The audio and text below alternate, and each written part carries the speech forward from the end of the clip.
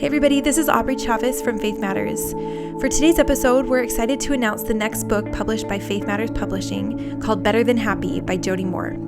Jody has become something of a phenomenon in recent years, especially among Latter-day Saint women, due to her fantastic insights about how we can better deal with difficult relationships, create and meet goals, and live a more fulfilling and happy life. She has a BA in communications and an MA in adult education, along with 15 years of experience as a corporate trainer and leadership coach, and is a certified life coach. She's also the host of an incredibly popular podcast called Better Than Happy with Jody Moore. Jody's new book teaches how our unconscious thought patterns determine our relationships, our spiritual life, and our connection to God to a much greater extent than we know. And even though that sounds intimidating, Jody teaches that the subconscious mind is something that you can access and train to radically change the way you live. To join us as additional guest hosts for this conversation with Jody, we brought on Lindsay Broadbent and Mackenzie Hancock. We loved hearing Jody touch on the principles in the book, but obviously the book goes into much greater depth.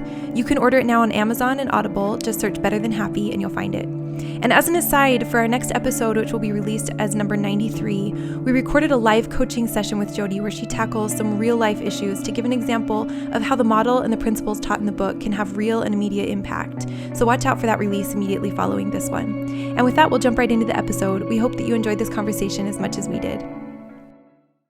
Okay. All right. Jody Moore, welcome to the podcast. We are so delighted to have you in the studio. So thank you for being here with us. Thanks for having me. I'm so happy to be here. Yeah, this is going to be really fun and really fun today because we have a little bit of a different setup. We have Lindsay Broadbent and Mackenzie Hancock here to talk about your new book, Better Than Happy.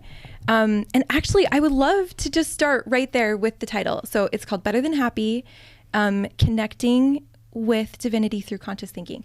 So for anyone who hasn't heard somehow of your wildly popular Better Than Happy podcast, would you talk about what is better than happy? What could be better than being happy? Yeah. And then secondly, would you also talk about what you mean by conscious thinking? Yes, I would love to. So Better Than Happy, I named my podcast that because the work that I've done as a life coach, I feel like it really centers around helping people understand that our best experience here as humans on Earth is partially happy and joyful and partially challenging. And that actually, if we don't have enough challenge, we're not growing and we get bored. And so it's natural for us to think, and I think in previous generations, we talked a lot about happiness, and I'm all for happiness, but we sent a lot of messages like happiness is a choice. And we tell our kids sometimes to just cheer up, and we try to console them. And it's all coming from a good place, but it sort of discounts the fact that we're actually meant to have the full experience, which is opposition in all things, including opposition within us. And that when we embrace all of that, it actually becomes much easier to handle the negative and handle the challenge. And I think that's true even within the church. So when you talk about what is I'll come back to conscious thinking. Within the church, being a member of the church and living the gospel and the principles of the gospel is not always easy, or we might say not always happy. Like not going to the lake and getting on the boat and water skiing on Sunday is, we might say, less happiness in some ways than obeying that commandment to keep the Sabbath day holy. So I think that our heavenly parents created us, and we know that our best life comes from embracing that there's happiness and there's sacrifice and there's trial and there's pain. So that's where Better Than Happy comes from. Conscious thinking is just intentionally choosing how you want to think about things. So our brains offer us thoughts all day long, and we all have stories that we carry around from our upbringing and our past. And conscious thinking is, let's just stop and pay attention to some of those thoughts, and let's choose the ones that we want to think instead of just accepting all of them at default and then operating at the effect of them. Right. That makes perfect sense. What do you hope that this book does for a reader? I hope that it empowers readers to connect the dots between choosing your thinking and understanding how to manage yourself mentally and emotionally, and what that can do for us spiritually, and how that can deepen our testimonies and our relationships with God and with Christ. I love that you said that. I don't remember if it was in the intro or just the very beginning of the book, that was one of my favorite lines. You said, when we think clearly and consciously, we open ourselves up to receive personal revelation. We know what we should do better than anybody else knows what we should do. Yes. And I think, like, as women, maybe especially, we really are more comfortable with looking outside of ourselves for answers. And so this was such an interesting new idea. Like, what if even God, I think sometimes we think someone else knows even better what God wants for us. Yes. And so this was such an exciting idea that, like, actually, what if this model that you're about to introduce, what if this is what helps us to connect with God and really know for ourselves, you know, whatever direction we're looking for. So love this idea. This is very exciting for me. And I think maybe before we get into any big questions, we probably need to understand what you call the model.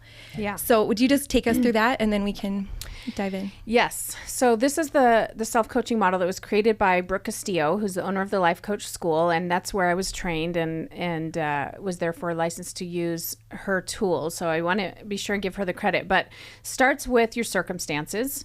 So we always begin with the facts or the things that are outside of us, that are outside of our control, such as the weather, other people's behavior, traffic. All these things are circumstances. The next part of the model is thoughts. And our thinking is where really a lot of our power lies. Thoughts are just the meaning that we give to circumstances. Sentences in the mind, and that's where our opinions and predictions about the future or fears about the past, all of that comes in thoughts. Our thoughts then are creating all of our feelings. Feelings I always describe as just one word sensations that we feel in our body because of chemicals and hormones that get released. So circumstances don't create feelings, and this is where we have kind of some aha moments for people when they first learn the model.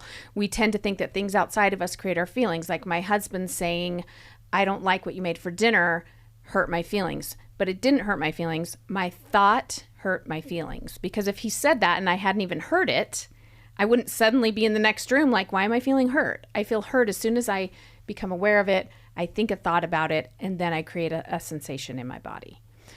Our feelings then are the fuel for the next part of the model, which is the action.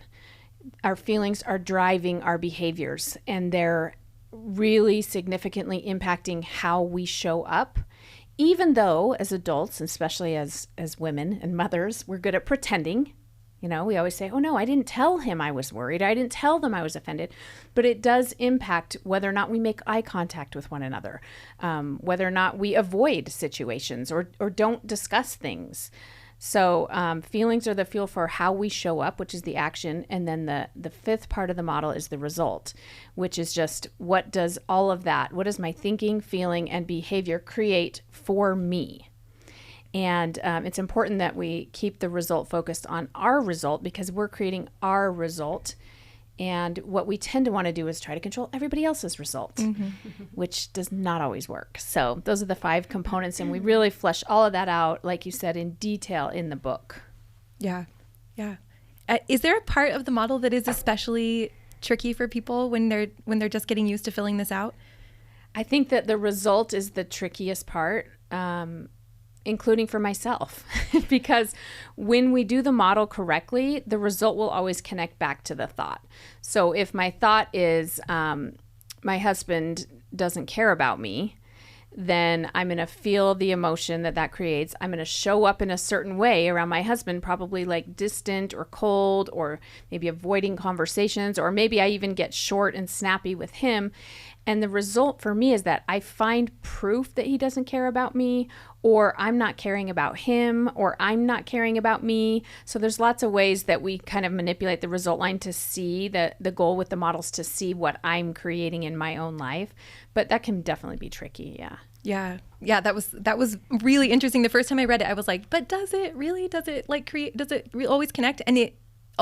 It always does. Strange. Unless we've done our model incorrectly. And sometimes we hop models and we can make mistakes, which is fine. But if we do it correctly, it does always connect in some way. Yeah.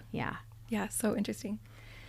So I had like this awesome experience that I got to review your book. Yes. And when my dad came to me, I actually didn't know much about you. Like I'd been living under a rock or something. No, it's perfect that you didn't, because we needed. I didn't really know who you were. So I took the manuscript with me to Mexico with my husband and just like devoured it.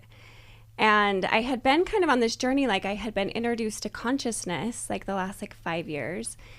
And I had been really trying to create space between my feelings and my reactions. And so I was like meditating, I was doing breath work, and I was feeling frustrated because I kept going back to kind of the way I'd learned to be. And so when I learned your model in the book, it kind of blew my mind. Like I had never connected that my thoughts controlled my feelings, and then that controlled my response. And so I just felt like it was so helpful and such a simple way to look at it, and has helped me so much in the way I show up with my kids, in the way I show up with my spouse, with myself. So I loved it. But my question, I guess, is, does it always? Like, do our thoughts always produce our feelings? And where does like personal revelation and intuition come into that? Yeah, that's a really good question. And I get that question a lot. Like, how do I know if it's my thought giving me this feeling or the spirit telling me? And I always begin that my answer to that question with, I don't know. Like, I don't want to claim to understand how the spirit and God works, but I will tell you what I think, and where this model has really helped me is I think that the spirit is probably offering us thoughts and feelings all the time. I don't know about you, but I tend to think of it as like, oh, that one time I got a prompting. But I think the spirit is guiding me all day long, probably, guiding all of us all the time. We just don't always recognize it or attribute it to that. And even if it's not the spirit in that directive a way, our heavenly parents created us. So all of our thinking and our amazing brains that do what they do, which is learn from experiences that we have and then make adjustments accordingly and remember things that we don't even know we remember, like the amazingness of our brains all comes from our heavenly parents. So I don't spend a lot of time sifting out, is this my thought or the spirit? I'm like, it all is kind of the same thing. But I also think that those thoughts that are going to serve us best, that we would say the spirit is offering us, right? I think that they're all there, but we don't recognize them because we cover them up with our own human fears and worries and insecurities. It's sort of like the sun is always in the sky, even if it's a cloudy, rainy day. If you get on an airplane and fly up above those clouds, you're like, oh, there's the sun. It's really still there. We just don't see it when there's clouds covering it up. And I think within us lives truth and peace and love and faith and all the things that the spirit is and offers us, but we cover it up with our own fears. Our brains do this. It feels protective. So the model is meant to help you strip away that stuff. It's like, let's just clear away some of the fear, some of the worry. It's totally natural that we have it, nothing wrong, but we also have the ability to clear it away and get to the sun that's within you. So, how does the spirit work? I don't know. But to me, the model has helped me and all the people I coach to just strip away some of the fear and then find what lives there. And to your point, Lindsay, that's not the same for all of us. Like, what the spirit would direct you to do better than I know what the spirit would direct you to do. So we're trying to clear it away and make space to really receive that revelation. One thing that was especially empowering about that to me was that we've spent a lot of time talking about OCD and anxiety on this podcast.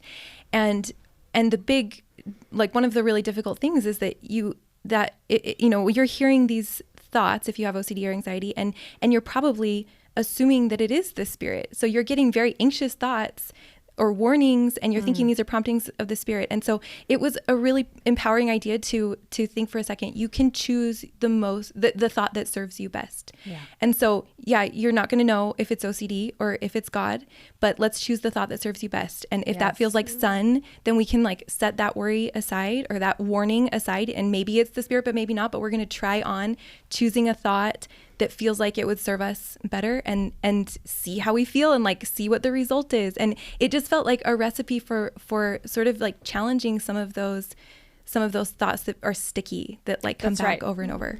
Yeah, I think the fear, like, wait a second, what if this is the Spirit telling me something? I don't think that's the Spirit, actually. I think I just coached a woman the other day who had this. She said, I wake up in the night feeling anxious, and I feel like I need to get up and check on my kids. And I do this 5 times a night. I get up and check on them 5 times. I'm not getting enough sleep. But I keep thinking, what if it's the Spirit trying to warn me? Exactly. So I don't want to ignore it. And I just feel so anxious and panicked. And we talked through it. And I said, what does the Spirit feel like, though?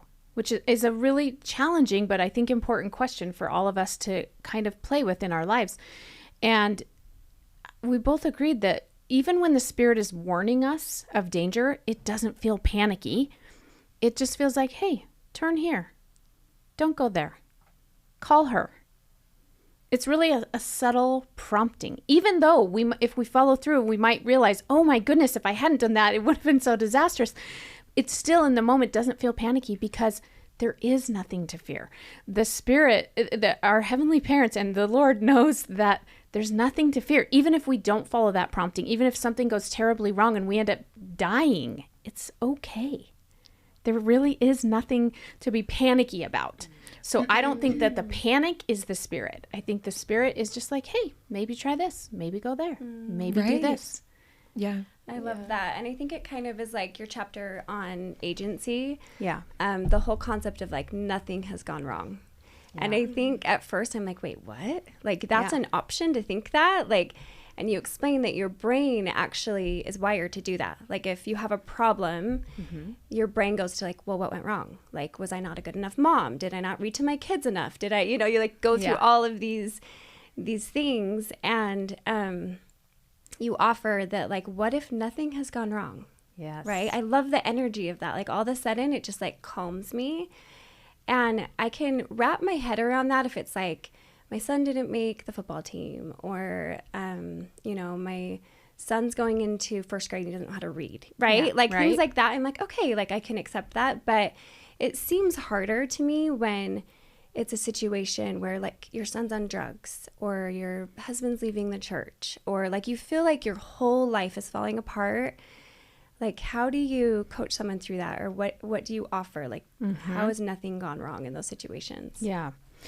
Yeah, I always say, what if nothing's gone wrong, even when something's gone wrong? Like, we don't want to let go of the part where we prefer that our kids don't take drugs and everybody stays active in the church. And we all these things we value, and those are important. We want to keep those values. But when our brains freak out, like, this wasn't supposed to happen. That's what we do, right? Wait a second. This isn't fair. Like, my child wasn't supposed to have this problem, or my husband wasn't supposed to be the one who left the church, or my mother wasn't supposed to get cancer.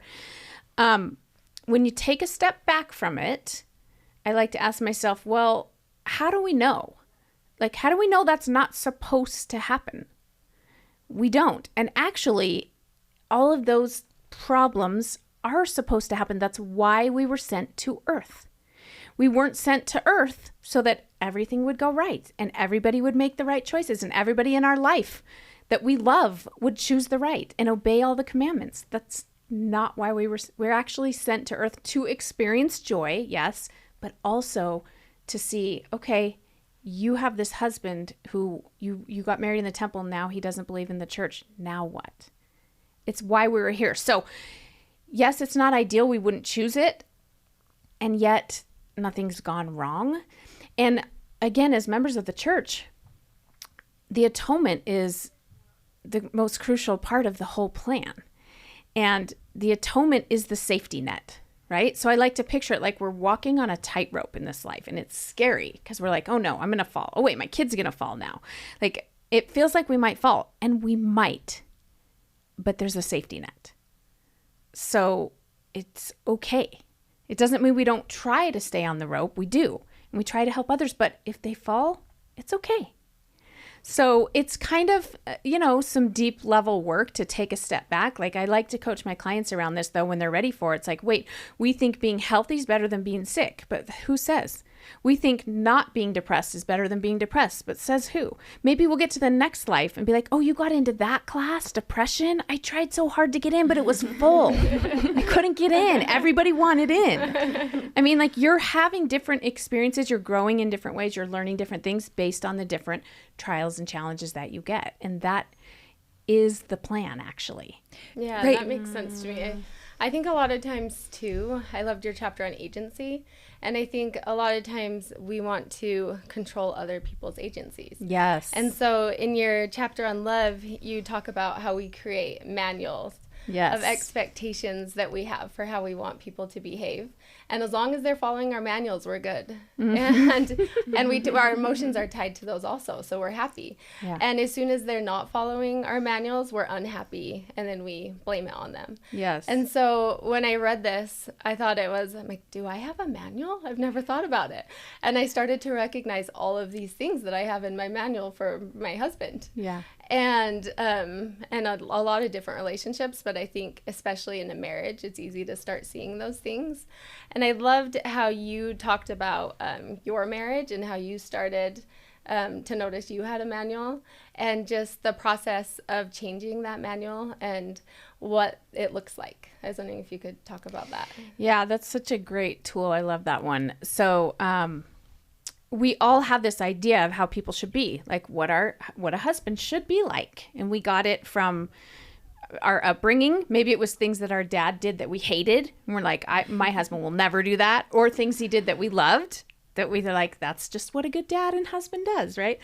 We get it from movies and from Walt Disney and from our friends. And anyway, so we all do this. So nothing wrong when you recognize, oh, I think I have a manual. It's the awareness like you had, Mackenzie, that's so powerful when you realize I'm giving the emotional control over to whether or not this person follows all the instructions in the rule book that I have in my head that I'm not even aware of. They're certainly not aware of.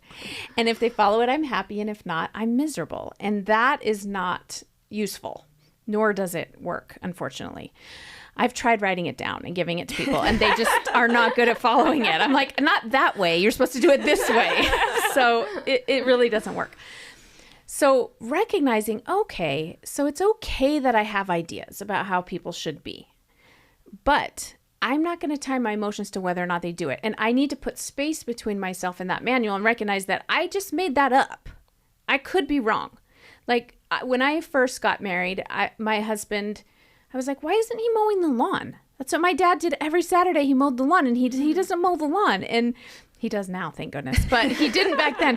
And why is he emotional when we're talking about our budget? Like my dad's kind of like a robot with no emotions, right? So he just was different than my dad, which of course is why I was attracted to him in the first place, because I'm very much like my dad. But anyway, so I started thinking, wait a second, did I marry the wrong person? What's going on here? And over time I realized, oh wait, I just have this idea of how husbands should be, but I made all that up. And you got to give yourself some time and space to work through it. But at some point, what we do is we just throw out the manual and we write a new manual, which is for my husband, Jake, be Jake. I love that. Just be you. Because you know why? He's really good at it. So if I expect him to be him with all of his strengths and all of his shortcomings, then I don't have to be surprised, and I just get to feel good and choose then who I want to be. Because it doesn't mean I love all the things that he does, but I've taken back the control over my emotions. Even if I want to get frustrated, I know I'm creating my frustration. And so it's easier to work through, and it doesn't have to drive resentment in my marriage. We can have useful conversations around, hey, honey, I really prefer this, and this is really a problem. Can we discuss it? Instead of me being resentful and trying to control him, it's much more effective. So, would you talk about what that looks like in a situation where it's maybe a bigger deal than mowing the lawn or what time they go to bed? What do you do when you really feel like, however many models you fill out, like this person's actions are really affecting your daily life? Yes. So again, we always want to keep the power over our emotions. So when my client says, well, we just coached a woman yesterday, right, at the event, who said, well, my husband drinks a lot and he doesn't come home till 4 a.m. and he lies to me. And right. So every time we want to say, I'm hurt when he doesn't come home till 4 a.m. We disempower ourselves. So I'm Right. always correcting, no, we're hurt when we think a thought about him coming home at 4 a.m. And it's okay to think that thought. I'm not saying you shouldn't. I'm not saying it's unreasonable, but we always want to keep the control over. I create pain for myself when I think he should come home by whatever time, right? So that's step number one. But step number two is then we decide, okay, so does this person have any desire to change this behavior? Because sometimes the spouse will say, yeah, I agree. This is a problem. I want to work on it. And then there's a slightly different approach there versus a spouse that's like, I'm sorry, this is how I choose to live. I like drinking. I'm not coming home until I feel like it, right? And the question always becomes, okay, so now what? Back to ourselves. Now, who do I want to be? Do I want to stay in this marriage? And again, we navigate, we try to clear away the clouds and find the sunshine within you to make that decision. Sometimes it's right to stay. Sometimes it's right to go. Who do I want to be now? Excuse me. In other words, do I want to have a boundary? Like, okay, you get to do what you want. I understand you're an adult, but this is my boundary. Like, if you come home past midnight, don't come in our room because I don't want to be woken up. Right? Something like as simple as that might be a boundary. Or I've coached even individuals who say, well, my husband had an affair and he's still communicating with this other woman. He still texts her. And again, okay, so now what? Who do you want to be? What do you want to do? You're allowed to say, listen, I'm not comfortable with you talking to that woman. And if you do, I'm done. You can do that. Again, I don't mean it like an ultimatum. It's just like, this is what I'm willing to live with in my life, and this is what I'm not. So sometimes boundaries are necessary, but ultimately where we gain the most authority is when we give ourselves the credit for our emotions and then always bring it back to, what do I want to think? How do I want to feel? And by the way, there's no right way or wrong way to think and feel. I've had people say, well, my husband, he drinks, let's just say, for example, and I don't feel bad about it. I don't really care. I get it. That's just what he needs to do to cope. But I feel like I should feel bad. Everyone's telling me you should be upset about this. I'm like, listen, you get to feel however you want to feel about it. So what do I want to think? How do I want to feel? And what do I want to do? Instead of how do I get them to be different? Mm-hmm. That's where the agency really comes in. So would you talk about the uncomfortable emotions? I like hearing, there are no bad emotions, but at the same time, like, who would choose to feel angry or jealous or sad? They're uncomfortable. Yeah. And so is there a place for, like, how are those useful, and why would you choose it? Because I think I would imagine a lot of people feel like they're not choosing it. It's just like, it is the emotion. And like, it's hard to mine for the thought that is making you this single thought that's giving you this one word emotion. Yes. So when is anger helpful, or is it ever? Oh yeah, I think it's definitely helpful. It can be anyway. So whenever I hear a story about human trafficking, I want to be angry. I'm angry. Like, I feel it right now inside me, just thinking about the fact that human beings do things like that to other human beings. That anger can energize us and fuel us to help drive goodness and try to overcome all the evil that is in the world. There are many things that happen in our world that I want to be angry about. You do have to monitor. Again, I need to monitor myself. Is this anger fueling me to take useful action? Or I think there's a point of diminishing returns at which now it's making me bitter and suspicious, and I'm hating people for hating other people. Mm-hmm. So I think you have to be aware of yourself. But I think there's a lot of things. I mean, Christ got angry when people were selling things in the temple. He got angry. I think anger is useful. And all of these emotions, Aubrey, like you said, jealousy, yeah, they don't feel good, but here's the thing. They don't feel that bad.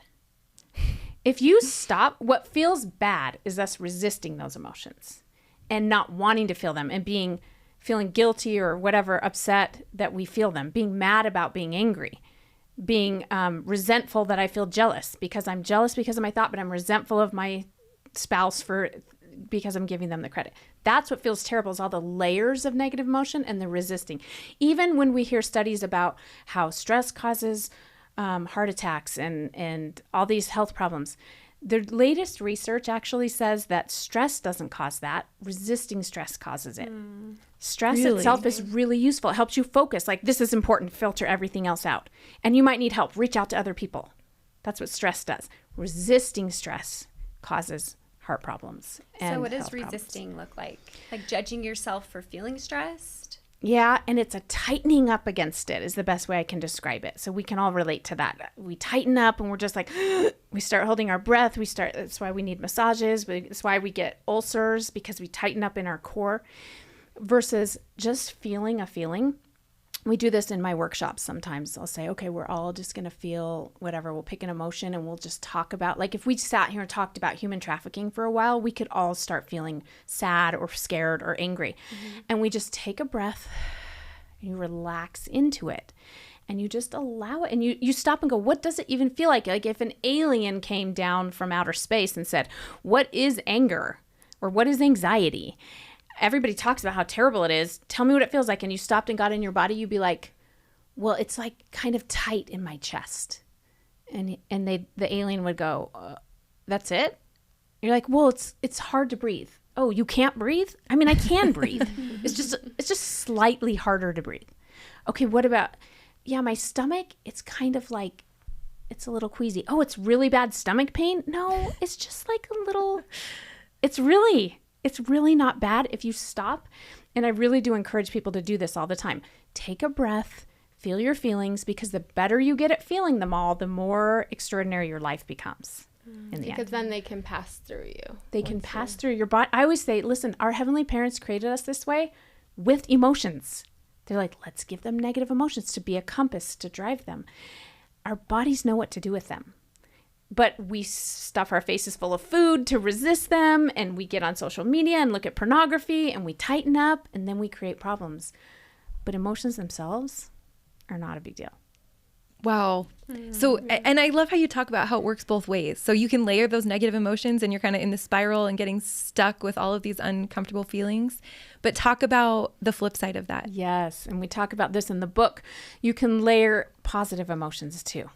So this has been really powerful for me to realize, okay, like I'm looking forward to, let's say, going out with my girlfriends. And can I layer as much positive emotion on as possible? Can I stop and go, isn't it awesome that we live in a country where I can just go out with my girlfriends and I'm not worried that we're going to be in danger? Like it's safe enough to just get in our cars and go down to the Cheesecake Factory, and I'm not worried about our lives, and that I have friends here, and that we have all been able to clear our schedules and get together. And I just love those women. I can start thinking about them and how much I love them and how much I love all of our spouses for watching our kids. And I can, ahead of time, before I've even gone out, decide that was such a fun night. I know when I get home, I picture myself brushing my teeth thinking how much it filled me up to connect with those other women. And so we can create all of that even before the experience. And then we're more likely, of course, to have that experience. But there's so much, I mean, even just sometimes in moments in the morning, I'll be driving my kids to school and I stop and look around and I'm like, look at all of these trees. Somebody planted them all. I mean, some of them, I guess, maybe were just there, but most of them, somebody took the time to go somewhere and get trees and then plant them. And then they're huge and like, it's beautiful. And there's so much around us that we take for granted that if we can layer on gratitude and just like be in awe of the world. I always think about that movie Maleficent with Angelina Jolie. And in the beginning, you see this like fantastical world that she lives in, and there's these made up creatures and plants. And you're like, oh, that's so cool. Oh, look at that. And I think, again, our world is like that. Like there are these puffy things in the sky that look like cotton candy. And there are plants and animals and like amazing things that we just drive right on by and go, oh no, my kid is failing out of school. So if we slow down and focus at times, I don't mean to say that I'm walking around doing this all day long, but in moments you can layer on positive emotion just like we do with negative. I love that concept. Go ahead, Mackenzie. I love that concept. I love how you can kind of decide beforehand sometimes how you want to feel about something. Yes. And yesterday at your workshop, you used the example of the lady that you were talking to. Yes, And Bev. yeah. Do you mind sharing that? I love that. Yes, Bev Aaron. I love Bev Aaron. She's a Jewish woman who is about 10 years older than me and has kids. She had her last baby at 41, just like I did. And so I love to talk to her because she's like, it's wonderful. I love having a child this age. And anyway, we were talking about, I said, are you nervous about your kids when they get married? What if they marry someone that you don't get along with or you don't care for? And she said, oh, I already decided I love all of them, all of my sons-in-laws and daughters-in-laws. I just love them all because my child picked them. And yeah, it's so empowering. Like you can just decide ahead of time that you like things. And then you're approaching it with a completely different energy. Yeah, because if you think about it, if I said, hey, Mackenzie, we're going to go over to my friend's house and she's really sweet, but her taste in decor is a little like dated. You'll see. Then as soon as we walk into her house, your eyes are going to start looking around and be like, oh, I can see why Jody would say her taste is a little dated because I just told you what to look for. Right? Yeah. And vice versa. If I said, we're going to go to my friend's house and she's the kindest person and she's so funny, she's the best storyteller, then you're not even going to pay attention to her house as much.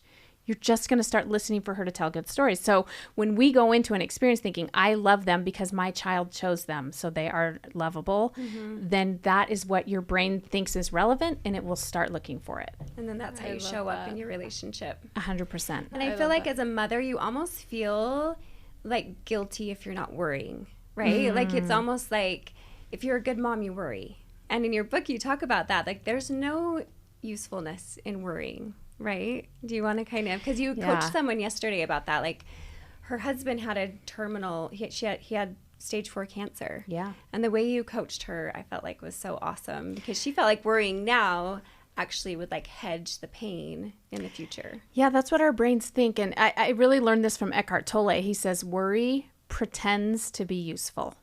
It pretends to be so important, but it really serves no purpose, no useful purpose. So I love that idea that it feels like we're going to prevent something by worrying or we're going to somehow brace ourselves for pain, but it makes no sense when you slow it down. I should be in pain now because I might be in pain later. And another way to think about this, my mentor Brooke Castillo tells this story about her dog getting injured and she's at the vet and they don't know if her dog's going to make it. And her brain is panicking, right? Like, oh no, my dog. And she watched her brain freak out. And then she went, you know what?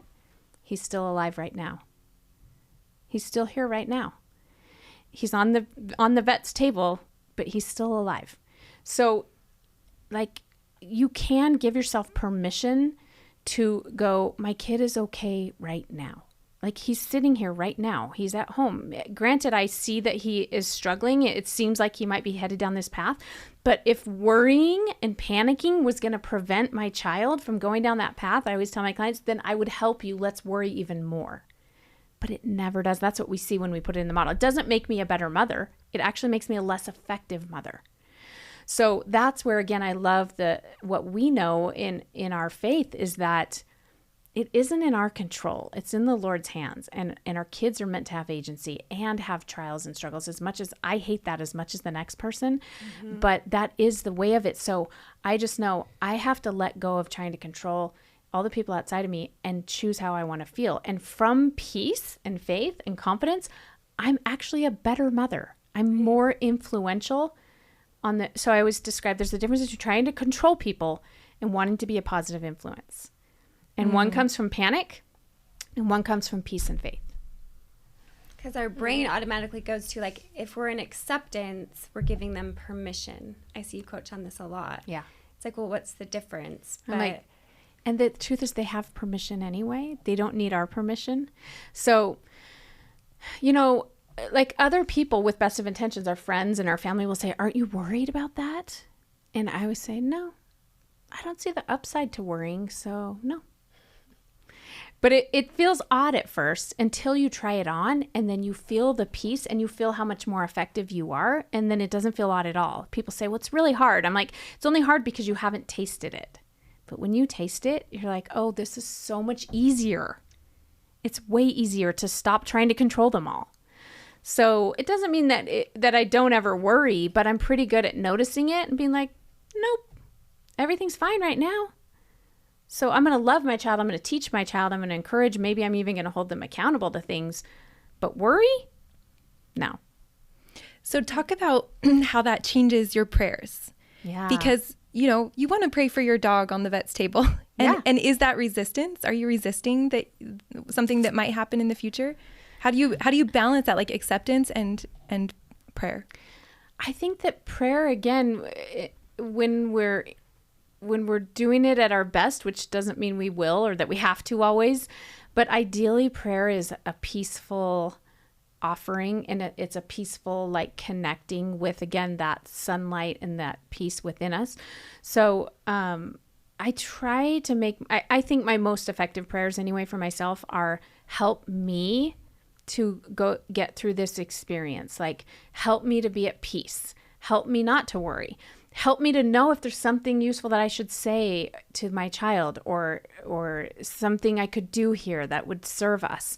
But in the end, if my dog is supposed to die or not, isn't very much in my control. Right. So I think that I remember coaching a client years ago who said that her mother had a lot of substance abuse problems and mental illness, and her mother had tried to take her life again for not the first time recently. And she was kind of mad at her mother, because she had experienced all these trials.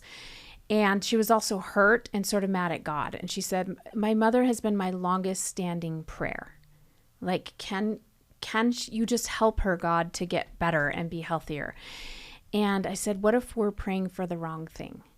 What if we need to pray that we can have the strength to move through this and to know how to think and feel about it? But we can't pray away your mother's agency.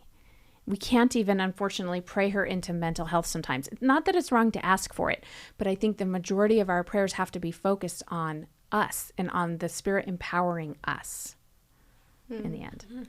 So thinking through our relationship with God, I think it's interesting the way that you teach about relationships, how it's all just going on in your mind. I had never realized that it's just all created in my mind. Yeah. And it's the three components are what you think of that person, what you think of yourself, and what you think that person thinks of you. Yes. And so I think that's interesting when applied to our relationship with God. I know in the scriptures it teaches that nothing can separate us from God. And then one of my favorite quotes from Richard Rohr goes something like, we have never been and can never be separated from the love of God except in our minds. But we also, in our church, we have this belief that God can't dwell in unholy things. Mm-hmm. So I think when people make bad choices and they feel a lot of shame, and they feel like they've distanced themselves from God and start to have those spiral of thoughts. Like, I can't have a relationship with God anymore. So how do you coach somebody through that, someone who's struggling with their relationship with God? Yeah, I like to begin with where they're at now. So if their thoughts are, I'm terrible, right? I do think that, first of all, the adversary knows this. He knows how powerful our thoughts are. So I think he tries to use our religious values and the doctrine against us. He says, remember when it said, no, God can't dwell in unholy places, and you're unholy, so he's not with you. And I think the adversary is the one sort of twisting, right, the doctrine or the messages.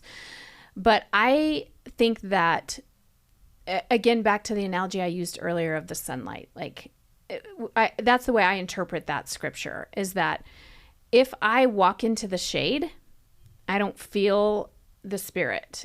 The Spirit's not with me there in the shade. But it's not because the Spirit left me, it's because I left the Spirit. The Spirit's right there, like, come back, waiting for me, waiting to embrace me, right? God is always there. But we walk away from that feeling. Through our thoughts. Through our thoughts. A lot of people would say through our actions, but it's all connected, right? So yes, I think we distance ourselves with our thoughts. I'll just say that I had an experience where I had really distanced myself from the Spirit for a long time in my life. And what brought me back was, it was like a tap on my shoulder is the best way I can describe it. Of like, hey, like I was in so much anxiety and just a mess. And I just felt this tap like, you know what to do. Like I needed to go through a really intense repentance process, and I needed to do a lot of work in my relationships and in my life. But the Spirit still like, it wasn't like I felt the Spirit like I do in a, you know, in moments now, but I felt this tap like, you know what to do. You know what to do. So I don't think the Spirit leaves us. I think the Spirit just I can't hear the Spirit. I'm the one. So how do I coach somebody? It just depends on what they're thinking now. I will give this other example is that I had a lady write me a letter. I've never even spoken to this woman, but she wrote me this long email telling me that she had been abused most of her life. She had been on drugs. She had had extramarital affairs, and she's now in like her late 60s, early 70s, I want to say. And she has so much shame and guilt over all these mistakes that she's made. And she told me, she had been raped at one point. And she's like, I've never told anyone this because I'm so ashamed. And I said to her, listen, we actually did a Q&A call, and I did not read her name, but I read her question on the call. And she was there listening. And I said, listen, you have done the best that you could, and God loves you. And everything you did is because you were trying to survive being a human, and you had a lot of fear, and you had a lot of trauma, and you did the best you could. And we're all doing the best we can, every one of us. Sometimes our best is terrible, but it's still the best we were capable of in that moment. And God loves you just as much as if you had never done any of those things. And so I just want to give you permission to stop thinking that you've done anything wrong. And I don't know, maybe you want to go talk to a bishop about some things or whatever. That's up to you. But God doesn't love you any less. And she wrote me this letter saying that she listened to that call. She listened to my answer 25 times. She just kept rewinding it, listening to it. Because she just needed someone to hear the truth. That's what shame needs, is exposure. And then someone to say it's okay. And I think that the Spirit is always trying to offer us that. We're the ones who block it from our lives. And I think maybe one of the most, I love the subtitle of the book about connecting with divinity. And another way that this book really did that was just this idea of abundance versus scarcity, and what abundance looks like in the context of God. Yeah. And aren't we probably always guilty of making God so small? And if we could really believe that God is more abundant than we could imagine and loves us more abundantly, there's so much love. It's not something that it's way too big to be transactional, that there will always be more love than we can take in. Then, that really felt connecting. Like that is a beautiful idea to try on. Like we can never be outside of the scope of that abundant love. Yeah. Yeah, there's plenty of all the things we want and all the things we need. The scriptures tell us that there's enough and to spare. Yeah. There's plenty of money, there's plenty of success, there's plenty of love, there's plenty of opportunity, there's plenty of relationships. Like there's more than enough, lifetimes of enough of all of it for all of us. Yeah. I think that's a great place to wrap up. Do you have any final thoughts, anything that we missed that you'd like to say before we close? Gosh, I'm so excited about this book, and all three of you and many others have been so just instrumental in helping me articulate it in a way that people will understand. But I'm so excited for people, especially I think there's a lot of people who are skeptical of self-help, and I hope to just empower people with the idea that just like we have to work on our physical health, we have to work on our mental and emotional health. And I think in today's day and age, that's even more important. And so I just appreciate Faith Matters and excited to get it out there. Thank you so much, Jody. Thank you. Okay, thanks so much for listening. We hope that you enjoyed this conversation with Jody Moore. And huge thanks to her for coming on, and a big thanks to Lindsay and Mackenzie for joining us as well. As a reminder, Jody's book is now available on Amazon and Audible. And as always, if Faith Matters content is resonating with you and you get the chance, we would love for you to leave us a review on Apple Podcasts or whatever platform you listen on. We read every review, and it definitely helps us to get the word out about Faith Matters. We really appreciate the support. Thanks again for listening, and remember to check out more at faithmatters.org.